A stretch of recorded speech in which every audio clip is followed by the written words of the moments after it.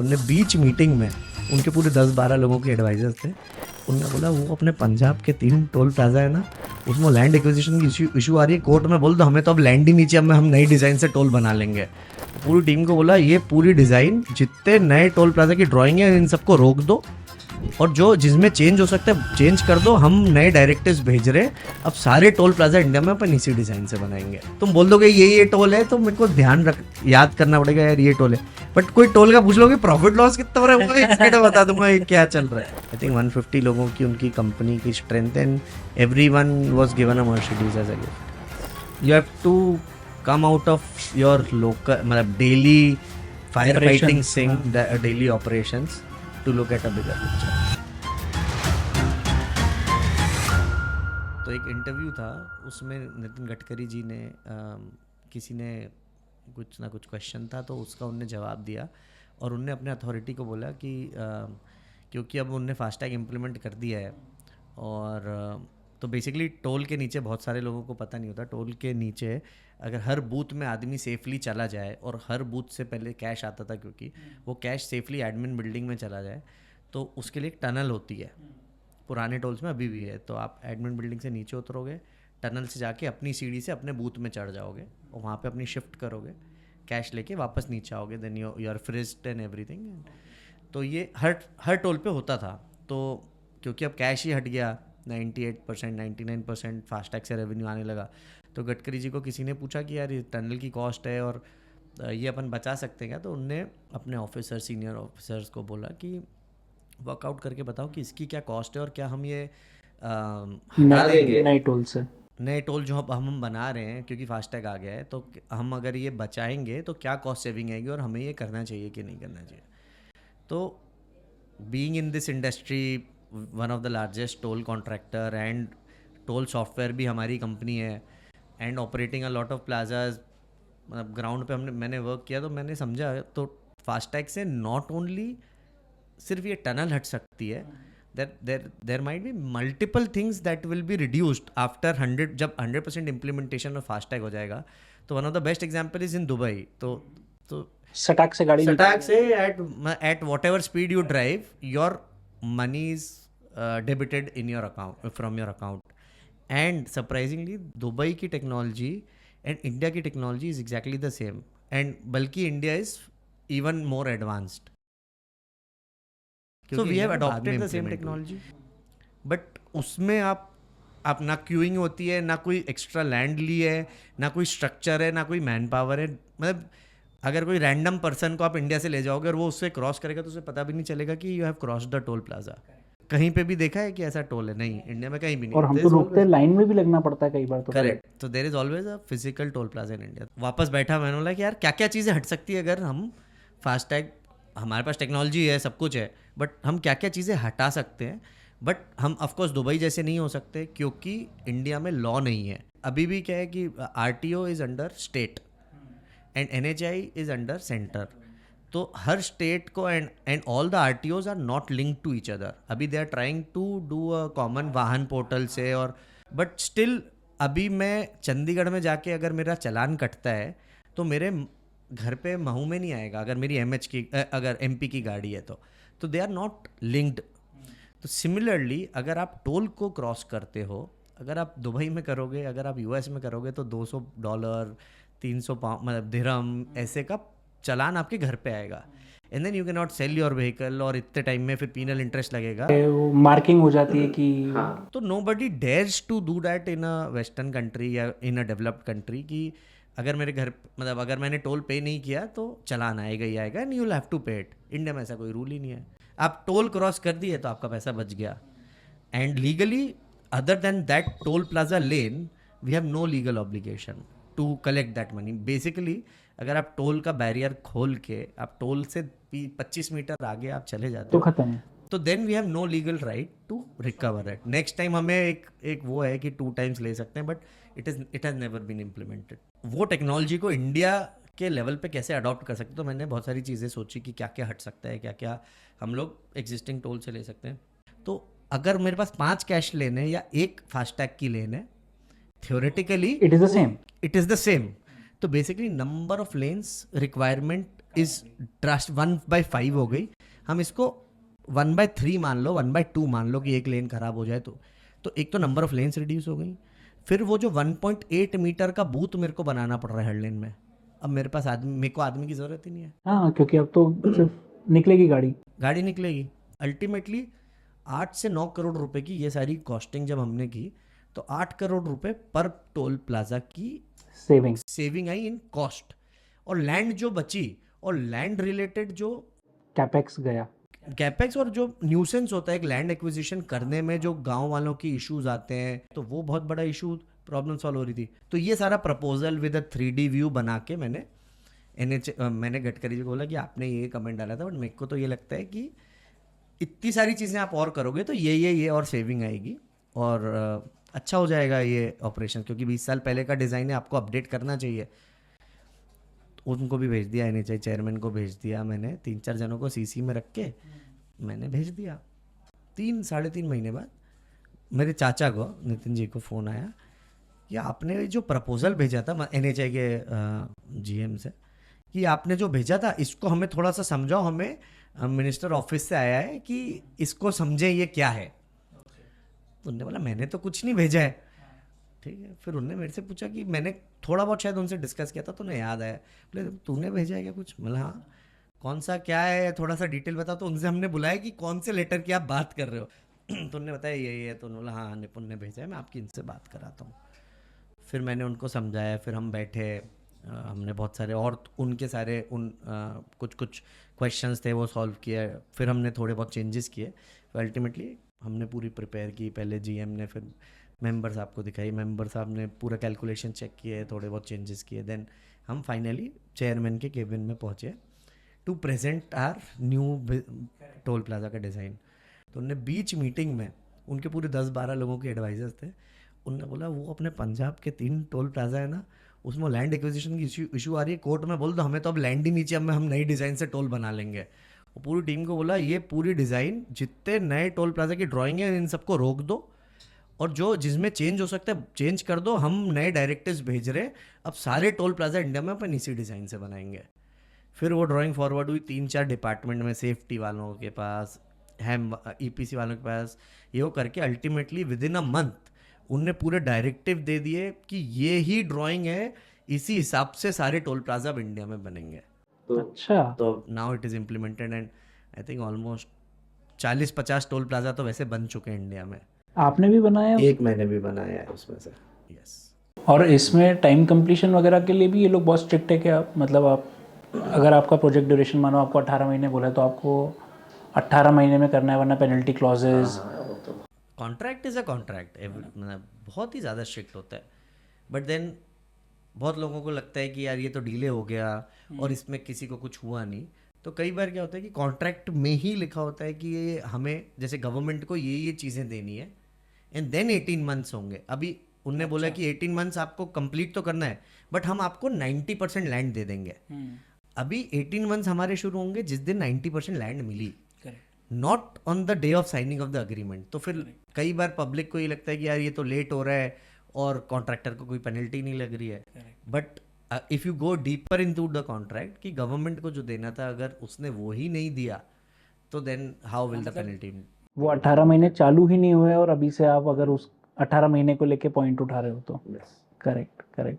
But penalty clauses are very strict in the contract and strictly implemented also. Why family business? I think there was never another option for me.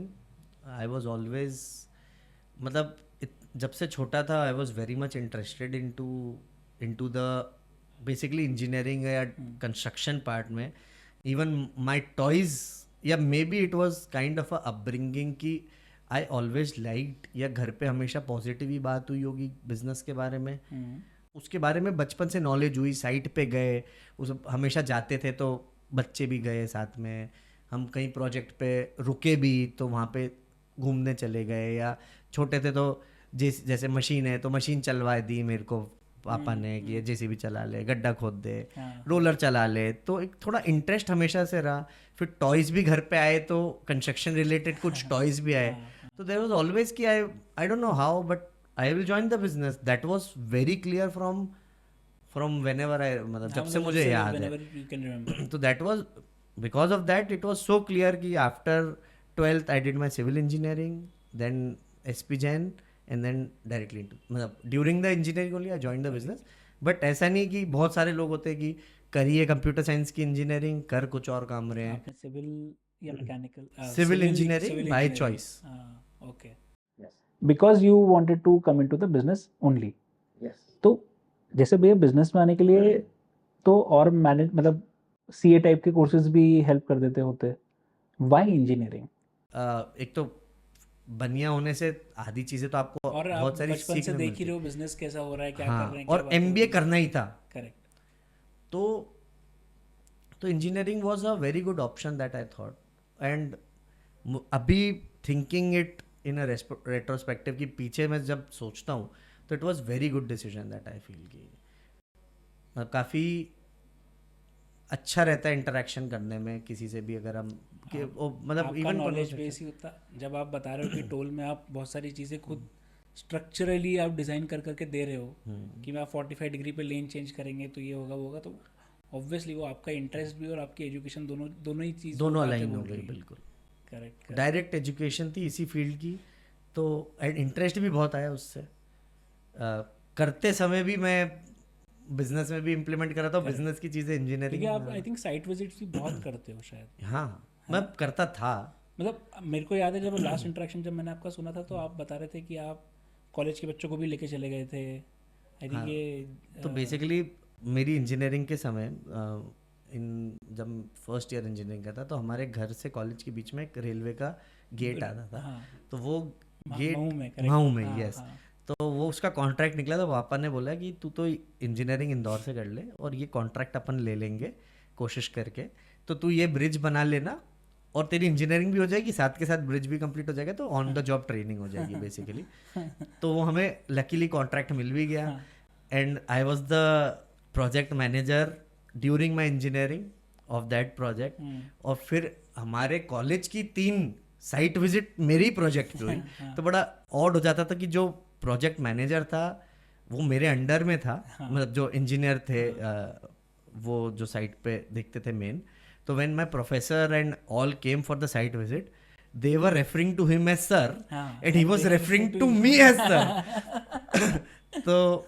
तो उससे बहुत मतलब क्योंकि every day I used to go there on the job जो मतलब देख के सीखने को मिला एकदम इंजीनियरिंग के समय. तो वो बहुत ज़्यादा मुझे अभी भी लगता है कि अब मैं इतना साइट पे नहीं जाता बट आई नो कि कैसे वो चीज़ें एकदम ग्राउंड पे हो रही हैं. तो आप वो सब चीज़ों को कैसे अभी ऑफिस में बैठ के वो कर लेते हो? मतलब जैसे कुछ चीज़ें जो मेरे को आपसे समझनी, जैसे आपने आज बोला कि आज आप किसी एक बॉम्बे के किसी कंसल्टेंट के साथ में थे सुबह से. How are you managing your time? कि मैंने आपको बोला कि भैया प्लीज़ आ जाना, आपने बोला कि ठीक है चल मैं आ जाता हूँ. आपका इतना एक्सपांड हो रखा है बिजनेस, आप मेरे ख्याल से हर जगह काम कर रहे हो आज इंडिया में, टाइम कैसे निकाल रहे हो? One of the main thing that I feel is delegation. Being a very lazy person from I think बचपन से मैं इतना लेजी रहा हूँ. और आई थिंक एक चीज़ ये मुझे है कि अगर मैं करूँगा तो वो चीज़ मान लो अगर 100 होगी बट मैं अगर उसको डेलीगेट करूँगा अगर वो 90 होगी तो I M okay with it. Okay. तो एक एक्सेप्टेंस है कि भाई. और अल्टीमेटली लेकिन मैंने रियलाइज़ किया कि if you have a good मतलब you have a dedicated person for that job तो वो आप अगर 100 कर रहे हो और आपने अच्छा आदमी रखा तो वो 110 करेगा तो आप आदमी को रखो. तो बेसिकली अगर आप काम दे रहे हो और वो बेटर करके दे रहा है और आप फ्री हो रहे हो तो डू दैट. तो 2 चीज़ें हेल्प की, एक तो लेजीनेस और एक एक्सेप्टेंस की. कुछ बहुत सारे लोगों को मैंने देखा है कि इवन अगर मेरे को बैंक मतलब मेरे को अगर एमडी से कोई बैंक के अपॉइंटमेंट लेना है, एक ईमेल लिखनी है, तो 90% ऑफ माई फ्रेंड्स जो इस लेवल की एक ईमेल लिखेंगे वो खुद अब टाइप करेंगे और वो ईमेल पूरा चेक करेंगे कहाँ कॉमा है कहाँ डॉट है, वो ईमेल लिख देंगे. ठीक है. मैं नहीं करूँगा. मैं असिस्टेंट को बोलूँगा वो ईमेल डालेगा, सीसी में मेरे को कर देगा या बीसीसी में. तो आप चेक भी नहीं करोगे? मैं चेक भी नहीं करूँगा. ओके. और उसमें अगर गलती हो गई तो मेरे को बुरा भी नहीं लगेगा. एक कॉमा गलत भी कर दिया, अब वो नहीं करेगा, वो 100 बार मेल लिख चुका है, वो मेरे से बेटर ही लिखेगा, बट मैं नहीं करूँगा चेक. एंड अगर वो गलती करता तो I am fine with it, मतलब Okay. ठीक है, as long as it is saving my time, क्या फ़र्क पड़ता है। करेक्ट, मतलब वो आपने बैंड सेट कर लिया कि ठीक है थोड़ा बहुत कम भी होगा चल जाएगा, बट विद टाइम वो इवेंचुअली ग्रो हो ही जाएगा ना इंसान भी तो। हाँ, आप आदमी ऐसे रखो ना, मतलब हाँ, you delegated to a person who is better than you, then you are okay. जैसे मैंने जितने लोगों से बात करी तो कई लोगों को ये हिचक होती है ना कि मेरे से अच्छा कैसे मिलेगा, मैं ही तो सबसे अच्छा हूँ। तो आप सब चीज़ के सबसे अच्छे नहीं हो सकते। करेक्ट। आप ईमेल लिखने के अच्छे अगर हो तो then you are wasting a lot of time. तो हम बेसिकली हम 3 of us are in business right now, right? तो हम लोग बहुत ज़्यादा कोशिश करेंगे, हम लोग strategy, decision, investing, bringing in more business में हम हमारा मेजॉरिटी ऑफ टाइम दें। प्रोजेक्ट मैनेजमेंट भी ऑफिस से बैठ के करें, एंड देन डेली चीज़ें डेलीगेट कर दें, एंड देन वो जो सेकेंड लेवल ऑफ टीम है वो उसको मॉनिटर करे पूरी। तो प्रोजेक्ट आइडेंटिफाई करने से लेके प्रोजेक्ट उठाने तक का काम तो प्राइमरीली आप ही लोग कर रहे हो। आइडेंटिफाई करना भी बिडिंग टीम कर रही है बेसिकली। बिडिंग टीम हमारे पूरी, so they are searching on all, so we are working with almost 8 or 9 different departments and looking at working with other 5-10 more departments. तो उन सब की, किसी की इंडिविजुअल वेबसाइट है, किसी की स्टेट की वेबसाइट है, किसी की खुद की पर्सनल है, कोई पेपर में ऐड आते हैं, फिर हम NCLT के बिड कर रहे हैं, हम बैंक के ऑक्शन में हैं। तो there are n number of sources where a project can come in. तो then BD team is looking at all the projects. Broad guideline दी है कि भाई कंस्ट्रक्शन का 1000 करोड़ का प्रोजेक्ट इन 4 स्टेट पे हो तो प्रायोरिटी है। NCLT का कोई भी प्रोजेक्ट हो, टोल का कुछ भी हो तो दिखाना है। तो they make a list, they share it weekly और समथिंग, देन उसकी हम बता देते कि यार this is interested, this not, they ये फिर इसके डॉक्यूमेंट समझो, फिर then we look at it. फिर उसमें कुछ प्रोजेक्ट में हमें कई बार एक्सटर्नल कंसल्टेंट हायर करना पड़ता है बिड करने के लिए, तो हु इज़ द कंसल्टेंट, किसको हायर करें, फिर अल्टीमेटली नंबर्स फाइनल करने के लिए वी आर इन्वॉल्व। मोटा मोटी कैलकुलेशन होके आता है कॉस्टिंग का, कॉस्टिंग से इंजीनियरिंग टीम करके पूरी दे देती है। कॉस्टिंग वी रिवाइज, पूरी कॉस्टिंग हम वापस चेक करते हैं, मतलब पूरी चेक करना मतलब 2 घंटे वो का समझ गया, काम। वो आपका जो आपके जो पैरामीटर्स होते होंगे जो ब्रॉड पैरामीटर में आप लोग देखते होंगे। हाँ, मतलब एक जैसे अगर हम 1500 करोड़ का प्रोजेक्ट बिड कर रहे हैं तो it would have about more than 300 items. उसकी क्वांटिटी एक हमें कंसल्टेंट जो प्री टेंडर कंसल्टेंट NHI ने हायर किया उसकी मिल जाती है, मोस्टली जगह पे मिल जाती है, कई जगह नहीं भी मिलती। तो एक उसका एस्टिमेट होता है, फिर हम हमारा खुद एस्टिमेट बनाते हैं एक एक आइटम का based on our design internal. फिर हम उसको कंपेयर कर लेते कि उससे एक वेरिएशन कौन सी आइटम बहुत ही ज़्यादा ऑफ आ रही है उसको चेक कर लिया, फिर थंब रूल से चेक कर लिया या ये कॉस्टिंग आनी है। तो पहले कॉस्ट वेटिंग हो गई, कॉस्ट वेटिंग होने के बाद फिर फाइनेंशियल मॉडलिंग होती है। हमें हमारे टिपिकली एक प्रोजेक्ट में 15 साल में, मतलब बेसिकली आज हमने इन्वेस्ट किया, 2 साल में रोड बनाई और 15 साल में पेमेंट आया, तो उसका पूरा फाइनेंशियल मॉडल बनाया। फिर क्या बिड करनी है वो हमने कैलकुलेट हो गई, क्या आया टारगेट आया डाला, आपका बिड आ गई। बिड आने के बाद कितना अग्रेसिव जाना है कितना नहीं जाना है, depending on the location, depending on how far is the mine, how easy is the state. तो ये सारी चीज़ों के हिसाब से लोकल फैक्टर लगा के फिर हम बिड हमारी फाइनल करते हैं और बिड फिर बता देते हैं बिडिंग टीम को, दे सबमिटेड। उसके बाद फिर then the entire other team अगर मिल जाती है नहीं मिलती है। और टोल में is very automated now. Toll plaza में तो हमें पूरा डेटा बन के आता है, विद इन 3-4 मिनट्स हम बिड डिसाइड करते हैं और बिडिंग टीम को दे देते हैं, मतलब पूरा मसाला ऐसा रेडी होके आता है बेसिकली।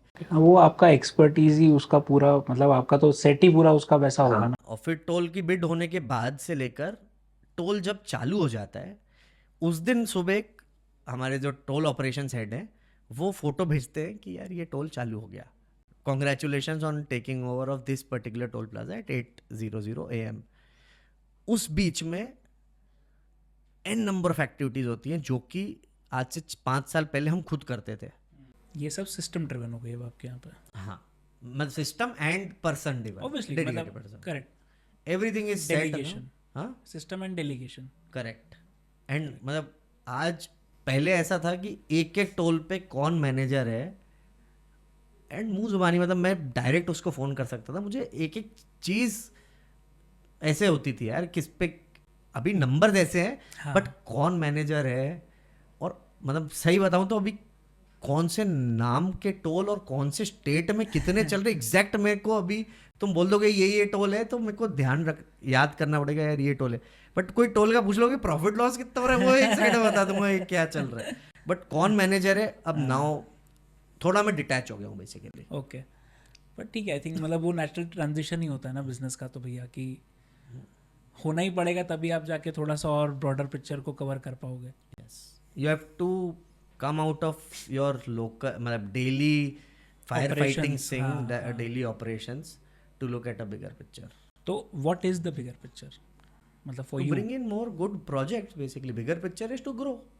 तो मतलब to earn more money. Simple. Yes, मतलब it is not very old that I have learned this technique, but तो आपको क्लैरिटी रहनी चाहिए आप कहाँ पे कब हो, मतलब you should plan your week मतलब 1 week in advance, basically 1 week or 2 weeks in advance. And the technique that I had used वो मैंने अभी रिसेंटली नहीं मतलब 3-4 महीने पहले से की है। मतलब we do it on Google calendar, simple calendar ना बस। Simple free application Google calendar. ठीक है। गूगल कैलेंडर पे मेरी मतलब पूरा भरा रहता है basically now, and I have very good clarity even my all my parties that I have to attend, wedding if I have to attend, if we are travelling, and we generally prefer कि मैं सक्षम या नितिन जी में से तीनों में से एक जना should be here in Indore, though work can happen without it also, but we prefer कि कोई साइनिंग हो गई कुछ अर्जेंट या कुछ तो एक जना यहाँ रहे। तो अभी रिसेंटली हमने एक फैमिली कैलेंडर ट्रैवल कैलेंडर भी बना लिया है। ओके, तो सबके फोन में सिंक कर लेते हो? हाँ, अपने आप ही सिंक हो रहा है, मतलब I know like how my January, let's say January 10th is looking today. Okay okay. तो इसमें आपने जैसे, क्योंकि आप, मुझे पता है आप टेक्नोलॉजी को बहुत ज़्यादा पसंद करते ही हो, आपकी आई थिंक कोई आईटी कंपनी भी। यस। सो वो कैसे आप उसमें आए and how did you decide कि आपको आईटी में इतना एक्सपोजर होना ही चाहिए या खुद की इन हाउस टेक टीम होना चाहिए for everything that you are doing in your main business? तो उस समय हमारी कंपनी के पास आई थिंक 2 या 3 टोल प्लाजा होते थे। ठीक है। एक था मऊ से घाटा बिल्लोद रोड पे, उसमें एक लोकल कोई बंदा था, उसने एसटीडीओ पीसीओ में पहले एक मशीन होती थी, उसका कुछ तो भी उसमें ना हार्डवेयर की कुछ वो कर रखी थी, उसमें कुछ बटन दबाते थे तो उससे टोल की रिसिप्ट निकलती थी, which was very highly advanced technology उस जमाने की।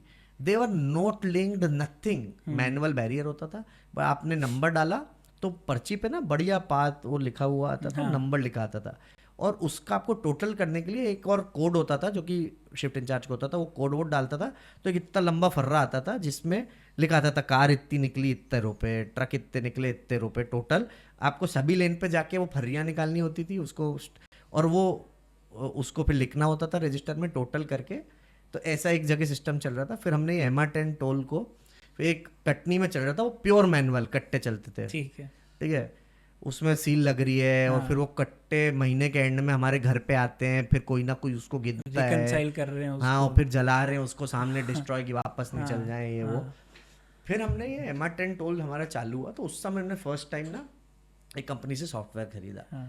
तो उसमें थोड़ा सा एडवांस था, कंप्यूटर था, ये वो बैरियर ऑपरेशनल ऊपर नीचे हो रहे हैं अपने आप, तो उससे मैं फैसिनेट तो हुआ था। फिर हमें right I think after engineering हमें 2 प्रोजेक्ट मिले, तो मुझे लगा यार ये अच्छी अपॉर्चुनिटीज, टोल का सिस्टम, और यहाँ पे हम ना एक और प्रोजेक्ट था तो वहाँ पे हम ना बड़े परेशान हो रहे थे कि अब टोल प्लाजा पे एनवायरनमेंट ऐसा है कि रोज की कैश का कलेक्शन आ रहा है। हर जना चाहता है कि साले सिस्टम ना चले, सिस्टम ना चलेगा तो वो कमाएगा। तो रोज ना केबल काट रहे हैं, कहीं कुछ कर रहे हैं, कहीं कुछ कर रहे हैं। तो मुझे लगा कि ये इंडिया लायक सिस्टम नहीं, अभी लोग बाहर से लेके आ गए हैं। कनाडा का एक कंपनी थी, वो बहुत मतलब देवर, मतलब जैसे बोलते हैं ना बेस्ट मर्सिडीज थी वो, कि ये लगा लिया तो आपका सारी टॉप कंपनी वो लगा रही है। तो यार ऐसा क्या है इसमें, अपन खुद ही करेंगे, कोई मुश्किल चीज़ नहीं है। इंजीनियरिंग उस समय गर्लफ्रेंड थी, अब वाइफ है, वो कंप्यूटर साइंस इंजीनियरिंग कर रही थी, थोड़ा C++ प्रोग्रामिंग समझ में भी आ गई थी। मतलब यार ये तो बना लेंगे अपन। तो दोस्त ढूंढे, कॉलेज के ही इंजीनियरिंग के साथ के 2 दोस्त को आप ऑफिस जीएस में, आईटीएस पढ़े? मैं आईपीएस से पढ़ा हूँ। आईपीएस से पढ़े, ओके। तो उनको अब मैंने बोला तुम तो ऑफिस ज्वाइन करो और ये सॉफ्टवेयर बनाएंगे हम। ठीक है। तो 3-4 महीने में हमने सॉफ्टवेयर बना के, और वो प्रोजेक्ट चालू करना था, वो प्रोजेक्ट थोड़ी डिले हो गए, बट हमने डे 1 पे हमने हमारा सॉफ्टवेयर लगा दिया दोनों प्रोजेक्ट पे, खरीदा ही नहीं किसी से। ठीक है। But that was not a very good decision to do that. हाँ। फिर हमें उसमें पता चला कि कैसे चोरियां करते हैं लोग, क्या करते हैं। बट अल्टीमेटली आज धीरे धीरे हमने बढ़ाते गए। फिर हम लोग तो टोल प्लाजा सॉफ्टवेयर का अच्छा एक्सपीरियंस रहा, फिर हमें वो प्रोजेक्ट बहुत अच्छे रहे तो हमने और प्रोजेक्ट लिए, फिर सब जगह हमने कॉल ले लिया कि now we will use our own system for data and for, मतलब सारा डेटा एक जगह आना। देन पापा के एक फ्रेंड थे, वो उन्हें हम एज ए कंसल्टेंट लाए, उनने पूरा फिर आर्किटेक्चर चेंज किया, पूरा मतलब आर्किटेक्ट, सॉफ्टवेयर के भी आर्किटेक्ट होते मुझे तब पता चला था। तो सॉफ्टवेयर के आर्किटेक्ट आए, उनने पूरा फिर सिक्योरिटी प्रोटोकॉल डाले, बहुत मतलब एक बड़ी चोरी हो गई थी बेसिकली। ओके। उसमें आईपी वाईपी कुछ चेंज करके डेटाबेस रेप्लिकेट कर दिया, तो डेटा जब वो आईपी चेंज कर दे तो उस वाले सर्वर पे डेटा चले जाए हमारे सर्वर की जगह। तो आपको पता ही नहीं चल रहा है कुछ। हाँ, तो रोज के मान लो अगर 5-6 लाख का टोल है, 50,000 रुपये उन्होंने उधर भेज दिए, करेक्ट। तो हमें पता ही नहीं चल रहा। तो बेसिकली लेकिन उस समय पूरा ही मैनुअल टोल चलता था। तो you are not totally dependent on the system. You आधी नॉलेज ना 2-3 टाइप के गुट के लोग भेजने पड़ते थे, भरोसे के लोग होते थे, फिर वो बताते थे कि यार भैया यहाँ पे कुछ तो हो रहा है बट हमें समझ नहीं आ रहा। तो मिक्स्ड सिस्टम चलता था। तो हमें काफ़ी, हम लोकल लोगों से बहुत कनेक्टेड होते थे, पता रहता था। मतलब इवन जैसे हमारे जो पुराने लोग अभी भी हैं, या जैसे टोल पे जाओ तो पता चल जाता है कि इस टोल पे चोरी हो रही है कि नहीं हो रही है, मतलब आपको क्लूज मिलते हैं। पूरा आपने इन हाउस ही डेवलप कर दिया। पूरा इन हाउस। एंड फिर फास्टैग आया, तो फास्टैग आने के बाद तो we were one of the pioneer, पूरा डेवलपमेंट हमने। You had all the back end things already ready अभी तो करने के and we knew the what is happening on the lanes. Correct. अभी के जो फास्टैग वाले आए उनने कुछ भी मतलब थ्योरेटिकली बहुत अच्छा डिज़ाइन कर दिया, बट इंडियन एनवायरनमेंट से कैसे अडेप्ट करना है, क्या क्या चीज़ें है उसको कर दे। तो we were a very good bridge I felt, और हमने बहुत अच्छे से उसको इम्प्लीमेंट किया। वेस्ट जोन के सारे टोल प्लाजा का हमें एक साथ सॉफ्टवेयर का कॉन्ट्रैक्ट मिल गया था, तो we implemented on on other tools also, मतलब दूसरे कॉन्ट्रैक्टर्स को भी आप लोगों ने सप्लाई किया। हमने एनएचआई को 100 करोड़ का कॉन्ट्रैक्ट मिला था मुझे टोल प्लाजा सॉफ्टवेयर ऑटोमेशन करने का, उनके सारे वेस्ट जोन के प्लाजास का। अच्छा। तो वो हमने ले लिया था। तो देन तो अब हमारे सारे प्लाजास पे बाय डिफॉल्ट हमारा ही सॉफ्टवेयर जाता है। And many we have many customers. You have any idea he is a rally driver, rally car racer? वो कैसे यार हो भैया, क्यों घर वाले कैसे अलाउ कर देते हैं आपको ये करने के लिए? This is an extreme sport, but how? I think it is blessings of my father. उन्होंने कभी रोका नहीं, मतलब बड़ा बेसिकली हम लोग मतलब शुरू होते गए, बढ़ते गए, किसी ने मतलब कभी रोकने का मतलब एड्रेनलिन रश तो आता ही है। कभी कोई चोट एक्सीडेंट? एक एक्सीडेंट हुआ था, but still we could come. तो बेसिकली हमारी कार, हम लोग ड्यून पे थे जैसलमेर में, तो 4th डे की रात को हमें 30 किलोमीटर एक डायरेक्शन में करना था, एंड देन 5 आवर्स का ब्रेक था, 4 आवर्स का ब्रेक था। आफ्टर सनराइज हमें ऑपोजिट डायरेक्शन में सेम लेग करना था, बट हम बहुत एक्सट्रीम बारिश और हवा तूफान आया। जैसलमेर में हम गाड़ी में ही थे, गाड़ी सर्विस हो रही थी वो। तो आई थिंक ड्यून्स मूव हो गए, एंड बारिश अपने आप पे कीचड़ होता है तो बहुत मुश्किल हो जाती है, बट डेजर्ट में इट इज़ मतलब अगर बारिश आ गई तो आपकी गाड़ी फंसेगी नहीं, बहुत ही बढ़िया हो जाता है, मतलब इट बिकम्स वेरी ईजी। तो हम तो बड़े खुश थे यार, चलो अब तो कंप्लीट करनी है, 30 किलोमीटर गाड़ी चलनी है, ख़त्म हो जाएंगे। और रूट देखा हुआ है, रात में कर लिया ये रूट, तब तो दिन में करना है। बट बारिश और ड्यून मूव हो गए, हमने चालू किया। एंड के अराउंड 7-8 किलोमीटर बचे थे और मेन ड्यून्स आए, और हम ऊपर चढ़े ड्यून के टॉप पे।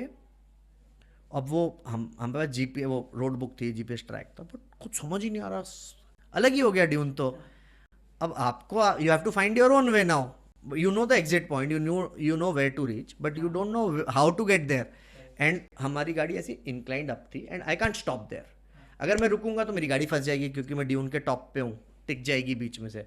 तो मैंने इधर उधर मूव किया, देन अगेन एक और हिल चढ़ा, हिल मतलब ड्यून चढ़ा, and then when the car is like inclined like a 25-30 degree, तो आप you can't see what's below in ahead. तो इधर उधर दिख रही थी, एक गाड़ी इधर से ढूंढ रही है रास्ता, दो गाड़ी इधर से रास्ता ढूंढ रही है, और वो वो ड्यून के एंड पे डिच थी पूरी, तो हमारी गाड़ी यूं ऊपर गई, बट आई कांट स्टॉप, तो आई वाज ड्राइविंग कि मुझे लगा कि नॉर्मल होगा यहाँ पे, तो सीधी 30-35 फीट की ड्रॉप थी, वर्टिकल ड्रॉप, तो हमारी गाड़ी यूं गई और धम से जाके सीधे हेड ऑन 30-35 फीट पे यूं गिरी, और लकीली वो ऐसी सीधी आके खड़ी होगी, बट हमारा टायर वायर सब फंस गए उसमें, और वो गड्ढा था एकदम। रैली में तो बेसिकली हम लोग पूरा फायर सेफ्टी सूट पहने होते हैं, रैली सीट बेल्ट पहने होते हैं, रैली सीट्स होती हैं, हेलमेट्स होते हैं, मतलब सब कुछ, तो कुछ ऐसे मेजर कुछ लगा नहीं कि कुछ हुआ, बट मेरा ना, और एयरबैग हमारे डिसंगेज होते हैं क्योंकि हमारी गाड़ी इतनी कूदती है, कभी भी कुछ हो सकता है, तो हम लोग एयरबैग की सर्किट हटा देते हैं बेसिकली। बट पता नहीं क्या हुआ, रात को कोई जो सर्विस वाला था उसने क्या किया, उसने वो एयरबैग शायद कनेक्ट कर दिया, या गाड़ी ने पता नहीं क्या किया, वो इतनी एडवांस ईसुजू थी वो, उसने, तो हम कूदे तो हमारा एयरबैग खुल गया। वो एयरबैग खुला तो उस एयरबैग से जनरली फायर बर्न्स होते हैं, मतलब लोगों को पता नहीं है, तो इतना बड़ा यहाँ पे फायर बर्न आ गया मेरे, जो भी ऊपर हुआ वॉटेवर, यहाँ फायर बना है, तो एयरबैग ऐसे इन्फ्लेट हुआ और फिर ऐसे डिफ्लेट होते हैं, तो पूरा धुआं हो जाता। तो मेरा नेविगेटर जो था, मेरा one of my closest friends, तो वो उसकी फटी, बोला आग लग गई भागो, उसने गाड़ी खोली, गेट खोला, बाहर 2 मिनट में, मैंने भी गेट खोला, मैंने गेट नहीं खोला, और इधर हमारा गोप्रो लगा हुआ है, गोप्रो इज रिकॉर्डिंग एवरीथिंग। बोला अबे कुछ तो चिंता मत कर, मैंने बहुत एयरबैग फोड़े हुए हैं, ये डिफ्लेट एयरबैग हो रहा है, तो चिंता मत कर, रैली कंप्लीट करनी है अपने को। बोला भाई पागल हो गए, रैली कंप्लीट करेंगे, मतलब रैली तो कंप्लीट करेंगे, मतलब our end was like 7 kilometre भी नहीं था, मैंने बोला यार रैली तो कंप्लीट करनी है अब, और जीत रहे हैं अपन, पोडियम फिनिशर है, कुछ तो करेंगे। हम हेलमेट पहने हुए गर्मी में, पहले तो हमारे पास वो सैंड लैडर थी, जैक चढ़ाया, सैंड लैडर ली, बम्पर पहले गिर गए, उसको बांधा बूंदी, लाइट फाइट सब फूट फाट गई, वो सब बांधी, एयरबैग को फंसाए वापस, कुछ जगह काटा पीटी की, फिर सैंड लैडर लगाई, जैक चढ़ाया गाड़ी को, सैंड लैडर से गाड़ी निकालने की कोशिश की, नहीं निकली, जितनी रिकवरी टेक्निक हम लोग कर सकते थे 15-20 मिनट में वो कर ली। पता नहीं इतनी गर्मी में, तो टेम्परेचर वॉज अबाउट, मतलब कार हमें 48 डिग्री बता रही थी, उसके पहले एक स्पेशल स्टेज थी हमारी which was the longest stage, तो उसमें कार ओवर हीट हो रही थी, कार हमारी क्या इंजन बहुत वो ट्यून्ड अप होते हैं, ये वो 45 डिग्री होगा बाहर टेम्परेचर, तो कार और बता रही थी, तो ओवर हीट हो रही थी कार, तो हमें हीटर चला के कार चलानी, तो एसी तो हम चला ही नहीं सकते, पावर जाता है, कांच खोल के हीटर चला रहे थे कि इंजन की और कूलिंग हो, तो इट वॉज दैट हॉट।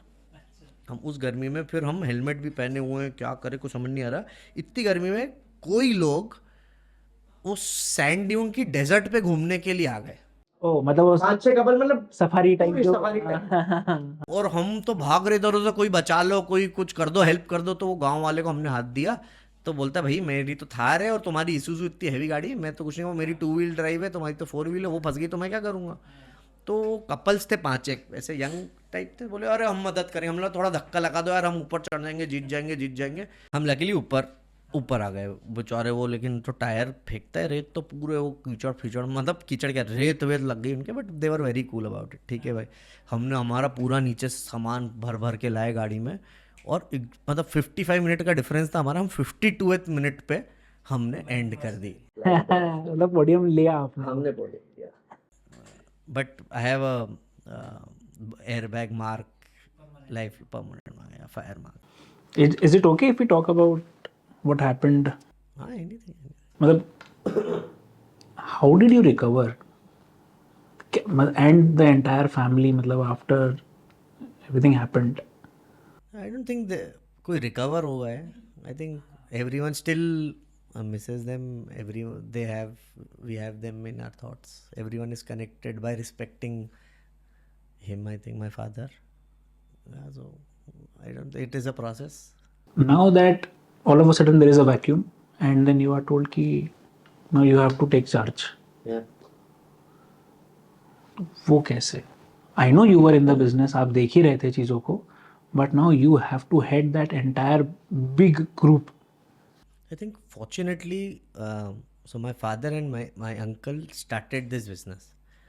ठीक है, तो so my when my father just passed out of school, my uncle was just my father और अंकल ने जैसे ही स्कूल पास आउट हो रहे थे तो दादाजी की मेरी डेथ हो गई थी, and he was on death bed for 2-3 years. So almost the business was finished. So after that father restarted the business. मेरे जो चाचा है uncle, he got admitted into IIT Bombay. ठीक है, फिर उसके आई थिंक 2-3 महीने बाद MPPT या जो भी होता था उस समय एग्जाम, तो he got admission into GSITS Indore. तो IIT छोड़ के इंदौर आ गए. Father started off course and uncle joined, and they were both working from day 1 in the business. अब ऊपर उनके भी कोई नहीं था, तो एंड दादी थी, तो ये तीनों मिलके काम करते थे. तो जो म्यूचुअल बॉन्डिंग और रिस्पेक्ट आपस में एक दूसरे की थी, तो बेसिकली चाचा बोलते हैं फादरली फिगर उनके मेरे फादर थे. तो वही जो हमने देख के हम लोग ग्रो हुए. तो वी ऑल्सो हैव, एंड जब मैं बिजनेस में था तो मैं टेक्निकल था, फादर वॉज फाइनेंस. तो जनरली मैं चाचा के साथ ज़्यादा इंटरेक्शन होता था. हम दोनों मिलके फिर पापा के पास जाते थे फाइनल कोई बिड करने या किसी चीज़ में. तो आई थिंक ये बहुत ब्लेसिंग थी कि it was a joint business basically, where my father and uncle had, and of course I was also like we 7-8 years से बिजनेस में थे. और ड्यूरिंग दैट टाइम बहुत सारा प्रोसेसेस इम्प्लीमेंट करे. मतलब ERP इम्प्लीमेंटेशन हुआ, बहुत सारे प्रोसेसेस, मतलब पता है, मतलब वो तो कर ही रहे थे, ग्रो करने के लिए कर रहे थे. तो वो जो होने की वजह से ना बहुत आई थिंक स्टेबलाइज था बिजनेस. और ऐसे बहुत कम चीज़ें थी जैसे बहुत सारे बिजनेसेस में होती हैं कि वो किसी सिर्फ ओनर को, जो एक ओनर होता है ना कि ये मेरे दिमाग में, though my father had a super sharp memory and everything he had in his mind, but everything was well known to every one. मैं बहुत मेजर कोई ऐसा नहीं था कि ये सिर्फ उनको ही पता है या काफ़ी कुछ. और हमारी क्या है कि B2G बिजनेस में एवरीथिंग इज कमिंग इन पक्का, in black and white, through government in our account. तो ऐसा कुछ बहुत सारा वो भी नहीं था कि आप वो कच्चे का काम कर रहे हो कि आपको पता नहीं है, सीक्रेटिव काम चल रहा है.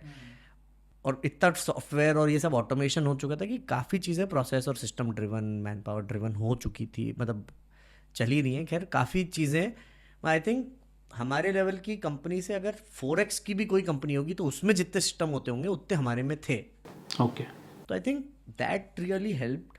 एंड जो मैं, मतलब आई थिंक 2-3 घंटे में पापा के केबिन में बैठा रहता था, तो वो जो लर्निंग और जो विजडम मिली, एंड उनकी भी छोटे छोटे तरीके थे सिखाने के लिए, मतलब उनने सिखा भी दिया, ज्ञान भी दे दिया, बट अभी नहीं चला कि ज्ञान आ गया बेसिकली, मतलब सबकॉन्शियस में फीड कर दिया फादर ने. तो वो चीज़ों ने जो हेल्प किया. And then of course uncle, मेरे चाचा जो हैं, वो बहुत ही throughout the period supportive रहे.